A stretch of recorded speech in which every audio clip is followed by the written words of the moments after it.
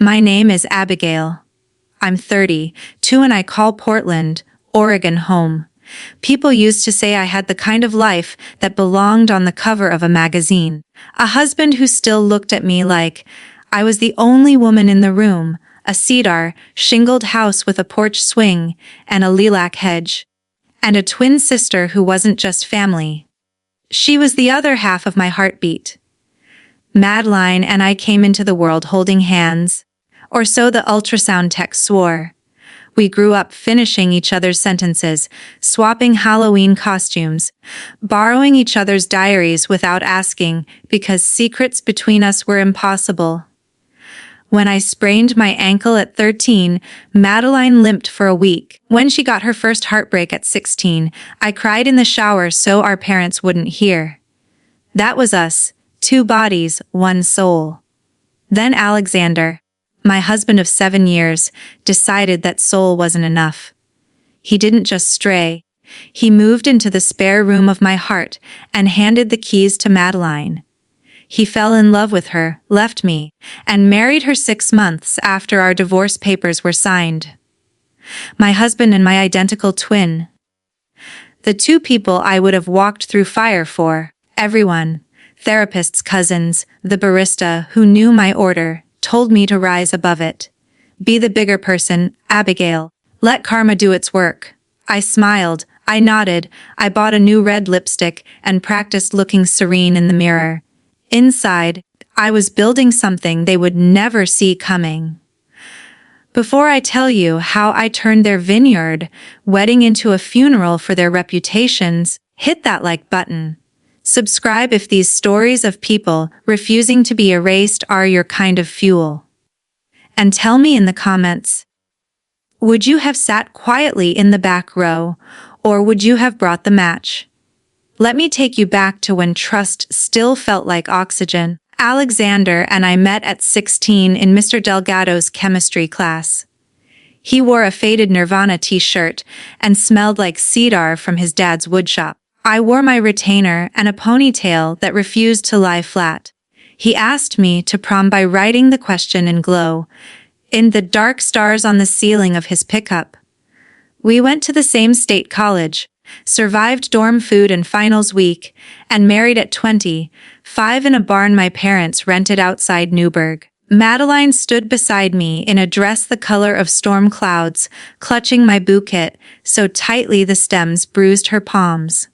She told the videographer, Abigail deserves the whole sky. Our life together looked effortless from the outside. Alexander climbed the ladder at a boutique wealth management firm. I designed branding for local wineries and bakeries. We bought the house with the lilac hedge the year the market dipped, painted the kitchen sage green, and argued over whether the dog should be named Atticus or Scout. Though we compromised on Finch, Madeline lived 20 minutes away in a loft above a record store. She'd show up on Sunday mornings with cold brew and blueberry muffins, kick off her boots, and sprawl across our couch like she'd never left. We took vacations as a trio. One February we rented a cabin in Bend. Alexander taught Madeline to snowboard. I filmed them wiping out in slow motion while Finch barked at snowballs. I posted a photo of the 3 of us in matching knit hats, cheeks wind-burned, arms linked. Caption my constellation. I meant it. That photo lived on my lock screen for 3 years. What I didn't know was that my constellation was already collapsing. The shift was subtle at first, the way frost creeps across a window pane. Alexander started working late on a new client portfolio. 9 o'clock became 10, 10 became midnight. He'd come home smelling of someone else's cedar candle. His phone, once an open book on the counter, migrated to his pocket, face down, volume off. When I asked about the new passcode, he laughed like I'd accused him of hiding a second family. It's just force of habit, abs. You're being dramatic.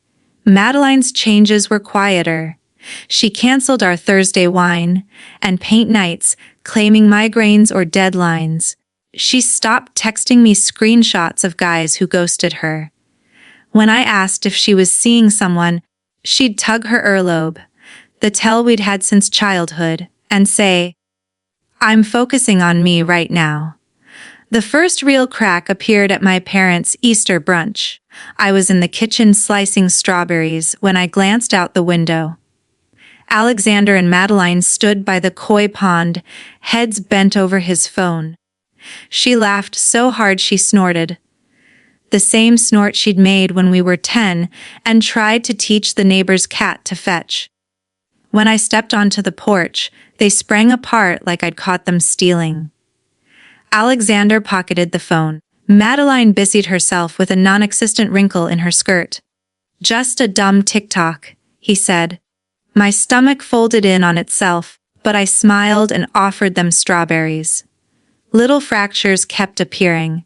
A receipt for a downtown bistro neither of us had visited. A bottle of the same jasmine perfume I'd worn since college suddenly on Madeline's vanity.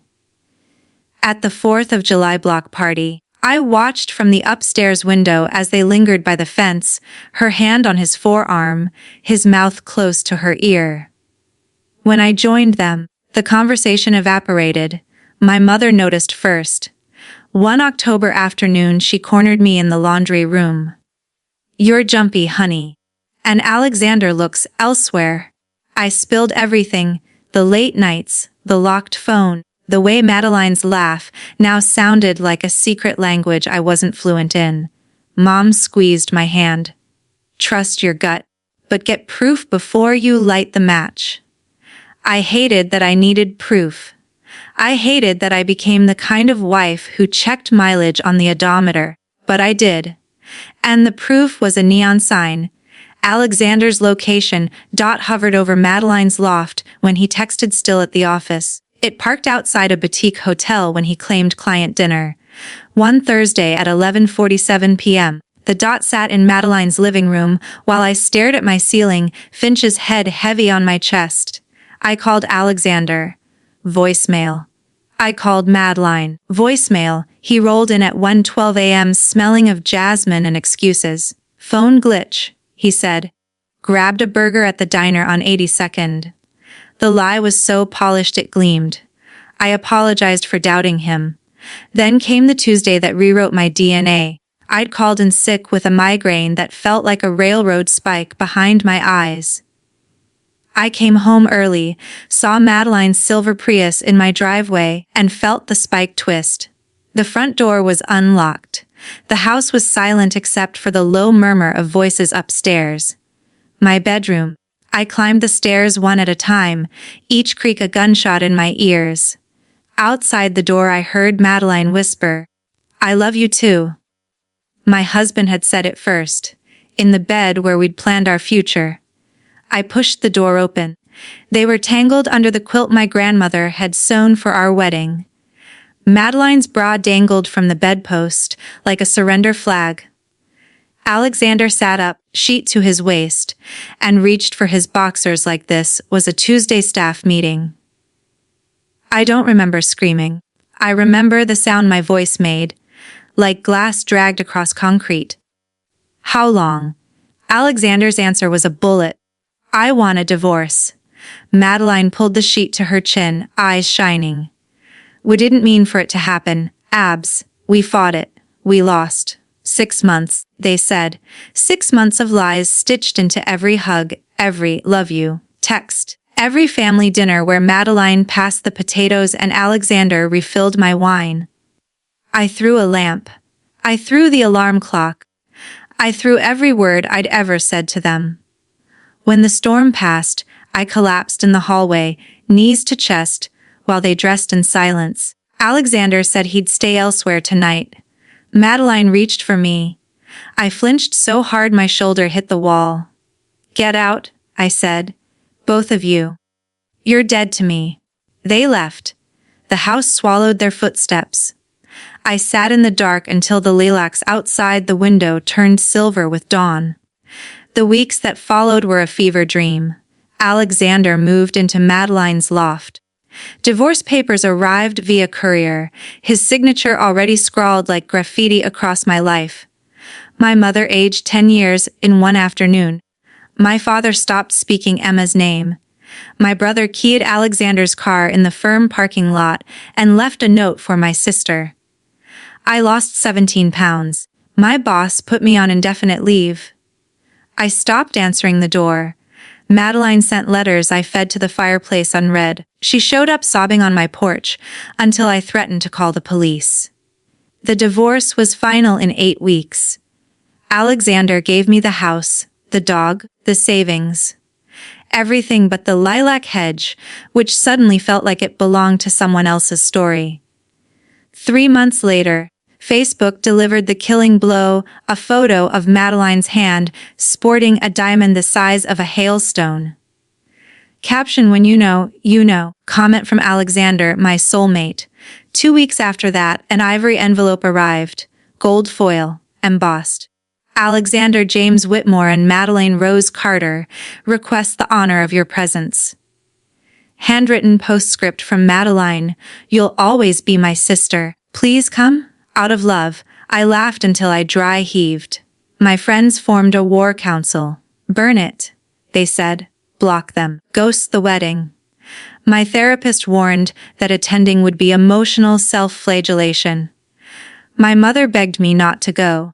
I promised everyone I wouldn't. I lied with the same ease Alexander had taught me. Because I was going, and I was bringing receipts. I became a private investigator in my own life. Alexander had left his old laptop when he moved out. Company issued a new one. Inside were 8 months of digital arsenic. The first email was timestamped 9 months before I caught them. Madeline, I dream about you even when I'm awake. This is wrong. Alexander, wrong has never felt so right. I read until my eyes bled. I printed, I scanned. I built folders: timeline, finances, embezzlement. The finances were a gut punch. Alexander had siphoned the 28,000 from our joint account. Dinners at farm to table restaurants I'd never tasted. Hotel suites with vineyard views. A tennis bracelet Madeline wore in her engagement photos. The embezzlement was worse. Spreadsheets showed client funds rerouted into dummy accounts. Emails to a coworker moved the decimal. No one will notice. He'd stolen $887,000 to bankroll their new life. I backed everything up on 3 encrypted drives. I hired a graphic designer friend to turn the evidence into a slideshow slick enough for a boardroom. Title card: A Love Story. The unedited cut. The wedding was set for September 14 at Willow Hill Vineyard. 200 guests, string quartet, sunset ceremony. Madeline live, stream dress fittings, cake tastings, the works. I RSVP'd for one. 2 weeks out, Madeline called from an unknown number. I saw your RSVP. Thank you, Abes. It means the world. I let her cry. I told her I wanted closure. She believed me. The morning of the wedding, I woke at 5:00 a.m. I had my hair twisted into a low chignon, makeup airbrushed flawless. The dress was scarlet silk, cut on the bias, moving like liquid fire. I looked like vengeance in stilettos. I arrived at 4:52 p.m. The parking field was a sea of Autos and Teslas. I walked the gravel path slowly. Finch's old leash coiled in my purse like a talisman. Guests parted around me, whispers trailing like smoke. My parents sat in the back row. Mom's eyes filled when she saw me. Dad squeezed her knee. I took the last seat on the aisle. The ceremony was staged like a perfume ad. White chairs, lavender sachets, the Willamette Valley rolling gold behind the floral arch. The string quartet played something by Debussy. Alexander walked down the aisle with his mother. He looked like a J. Crew catalog. Navy suit, pocket square. The smile of a man who'd won the lottery twice. His eyes scanned the crowd and locked on me. The smile flickered. Good. Madeline appeared on our father's arm. The dress was lace and regret, veil trailing like a ghost. Halfway down the aisle, she saw me. Her bouquet trembled. Dad steadied her elbow. She kept walking. The officiant, a woman with a voice like warm honey, spoke of love's mysterious paths. She asked for objections. 200 heads swiveled. I smiled, crossed my legs, and waited. Vows were exchanged. Alexander promised to choose Madeline every morning. Madeline promised to be his home. They kissed to applause. I clapped until my palms stung. Cocktail hour was a minefield of pitying glances and forced small talk. I sipped rosé and memorized faces. Alexander's boss, Richard, clapping him on the back. Madeline's maid of honor, Claire, shooting me dagger eyes. My cousin Theolive, tweeting the charcuterie board. Dinner was plated under a pavilion draped in fairy lights. I picked at salmon and watched the head table laugh like they hadn't detonated my life. Toasts began. Best man college antics. Bridesmaid Madeline's heart of gold. Claire stood last, glass raised. When you find the person who makes your soul sing, you don't let go. No matter the cost. She looked right at me. The cost. I excused myself, walked to the DJ booth, and handed over the USB. Surprise video montage from the sister of the bride. Play it after the next song. The DJ 22, ear gauge's nervous smile, shrugged and cued it. I returned to my seat. The song ended. The DJ's voice boomed. A special presentation for the happy couple. The screen lit up. Title card. Gasps. Madeline's champagne flute slipped from her fingers and shattered. Slide 2, the first email. Slide 3, texts timestamped while I was at book club. Slide 4, bank transfers. Slide 5, embezzlement spreadsheets. Richard stood so fast his chair toppled. Alexander lunged for the booth. Madeline screamed, "Turn it off!" The DJ fumbled. The presentation auto-advanced. I added new scenes I hadn't planned to include. A voicemail Madeline left me the night before she moved Alexander in. I know you hate me, but I had to choose happiness. A photo of the tennis bracelet on her wrist the day she helped me pick out crib sheets. A screenshot of her texting Claire, "Abigail's so fragile lately. She'll never survive without us." The final slide, our wedding photo, me and Ivory, Alexander dipping me for the kiss. Text overlay, this marriage lasted 2, 5 and 57 days. The next one lasted 79. The screen went black. The pavilion was a mausoleum. I stood. The crowd parted like the Red Sea. Madeline was on her knees in her couture gown, veil askew, mascara rivers. Alexander's face was gray. Richard grabbed his elbow. Outside now. I stopped 5 feet away. You invited me out of love, Madeline. Consider this my gift. She reached for me. Abigail, please. You taught me love has teeth. I turned to Alexander. And you taught me trust is a currency you spent on hotel rooms. Richard was already on the phone to security. Guests filed out, some crying, some filming. My parents flanked me. Dad whispered, "I'm proud of you, kid." Outside, the air smelled of crushed grapes and consequences. Madeline ran after us, dress hiked to her thighs, barefoot on gravel. "You're my sister." I stopped. "You stopped being my sister the first time you let him inside you while I was at the grocery store." She collapsed. I got in my car. Mom drove. In the rearview, the vineyard lights flickered out one by one. The aftermath was a wildfire. Richard fired Alexander on Monday. The FBI knocked on Tuesday. Madeline's employer, a children's bookstore, let her go after parents threatened boycotts. Their marriage annulled in November.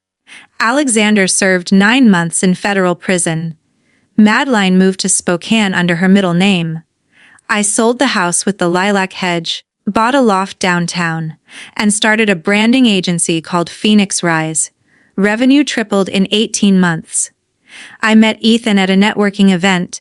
He's a pediatric surgeon who listens like it's his religion. We've been together 10 months. He calls the wedding slideshow performance art. I sleep like someone who's paid her debts. Sometimes I wonder if I went too far. Then I remember Madeline laughing at my pain in group chats, Alexander forging my signature on withdrawal slips. The way they looked at each other like I was already a ghost. No, I didn't go far enough. If you've been told to swallow your rage so someone else can digest their happiness, don't. Document. Wait. Strike when the audience is largest. Let the truth be the blade. They thought they'd erased me. I simply rewrote the story in their blood. I never expected to tell this story again. Once was enough. Once to burn it all down. Once to walk away clean. But the comments keep coming. Hundreds of them. Thousands. People tagging friends who've been cheated on, lied to, replaced. People asking for more details, more proof. More of the moment when the screen went black and the vineyard went silent. They want to know what happened in the weeks after the slideshow, the quiet fallout no one filmed. So here it is. The epilogue no one asked for but everyone needs. I'm Abigail, still 30, for now, still in Portland. Still breathing easier than I have since I was 16 and believed love was a straight line. This is what happened after the lights came back on. The night of the wedding, Mom drove me home in silence. Dad followed in his truck, headlights cutting through the fog rolling off the river. When we pulled into my driveway, not ours anymore, Finch was waiting on the porch, tail thumping against the welcome mat like he'd been counting the minutes. I knelt, buried my face in his neck, and let the dog smell the vineyard on my skin. Mom made chamomile tea I didn't drink. Dad checked every lock twice. They left at 1:17 a.m., with promises to call in the morning. I didn't sleep.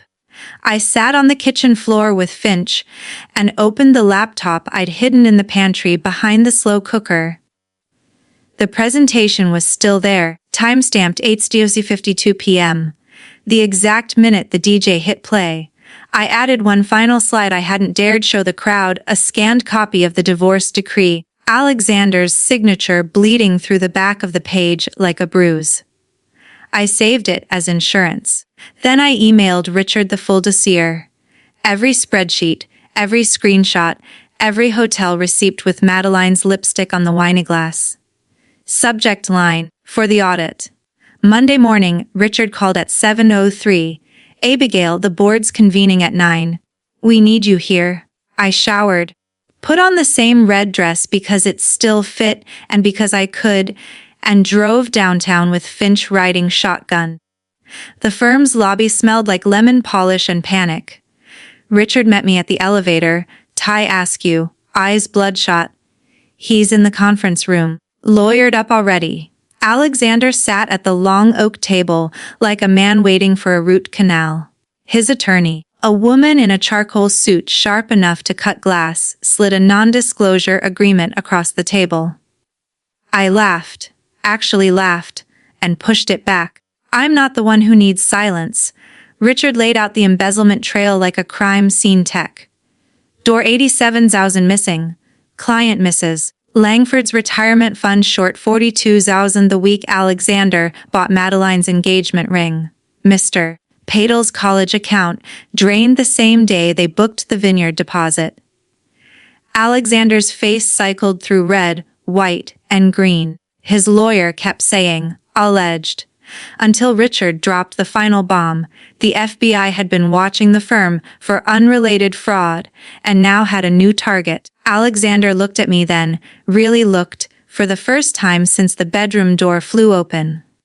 Abigail, he said, voice cracking. I never meant. You meant every zero you moved, I said. You just didn't think I'd count them. They escorted him out in handcuffs by noon. The lobby cameras caught it. Someone leaked the footage to the local news. By 6:00 p.m., Van Whitmore wedding was trending. Madeline's downfall was slower, more intimate. Tuesday, I woke to 217 missed calls. I let them all go to voicemail. One was from Claire, the maid of honor. You're a monster. She's in the ER. She tried to. The message cut off. I didn't call back. I learned the details from my mother, who heard them from Aunt Linda, who heard them from the charge nurse at Providence. Madeline had swallowed a bottle of Ambien with a chaser of peanut Grigio. They pumped her stomach. She lived. She spent 3 days in psych hold. When they released her, she had nowhere to go. Alexander was in federal custody. Her loft lease was in both their names.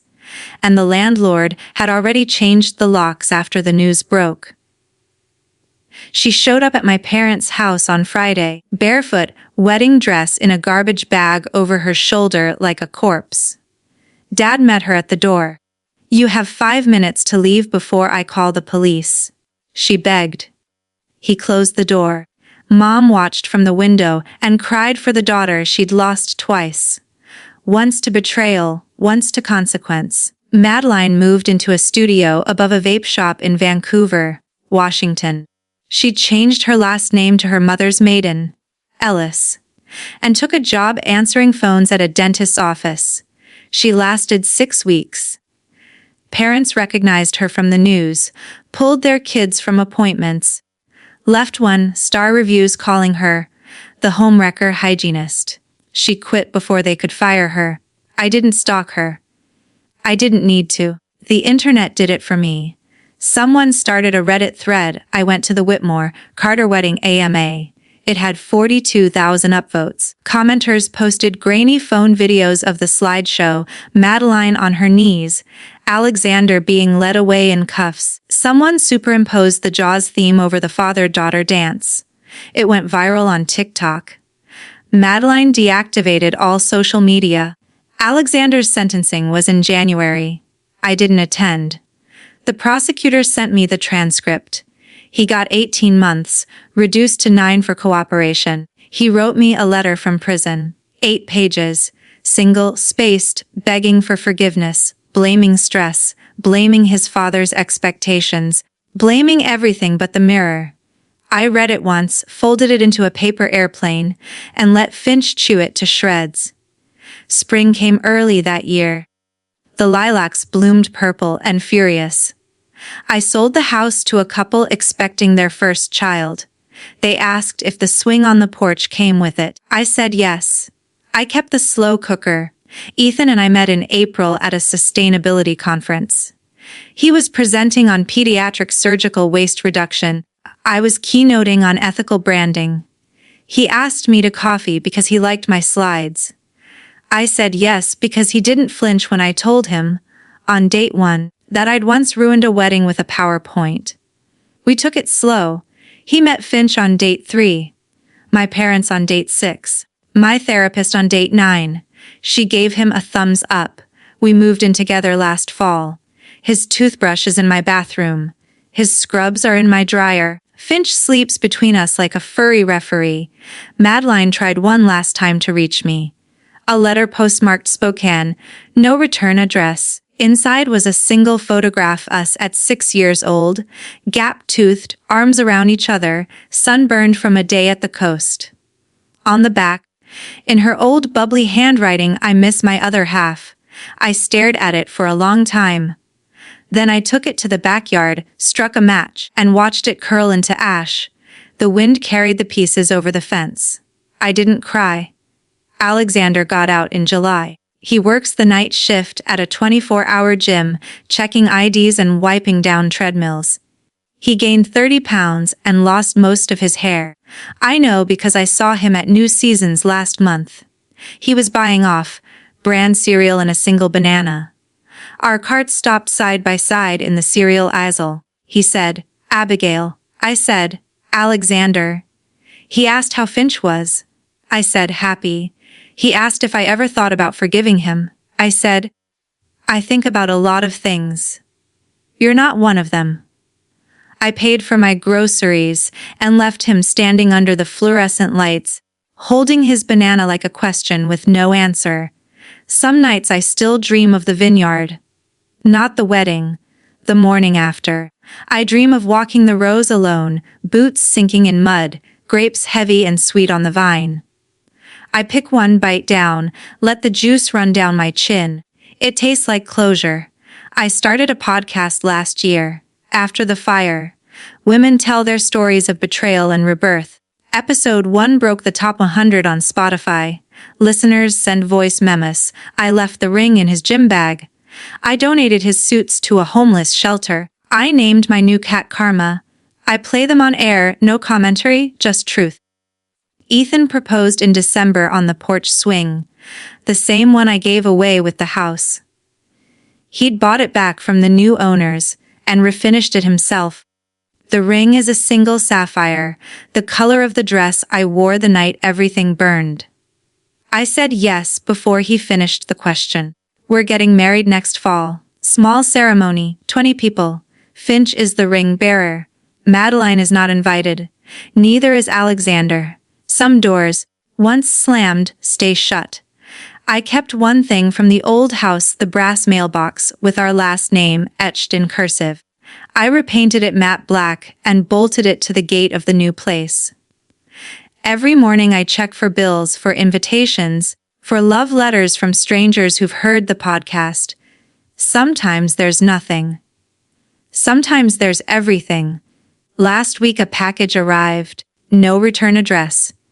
Inside was a single lilac bloom, pressed flat between wax paper, and a note in handwriting I didn't recognize. You taught me how to leave. I hung the flower above my desk. It's brown now, fragile, but it still smells like spring. That's the end of the story, not the end of me. If you're watching this and you're still in the ashes, listen, the fire doesn't get the last word. You do. Pick up the pieces. Build something they can't burn. And if they try to come back, hand them the match and walk away. Hit like if you've ever rebuilt after someone tried to bury you. Subscribe if you want more stories of people who refuse to stay buried. And comment below what's the one thing you kept from the wreckage. I kept the dog. I kept the truth. I kept myself.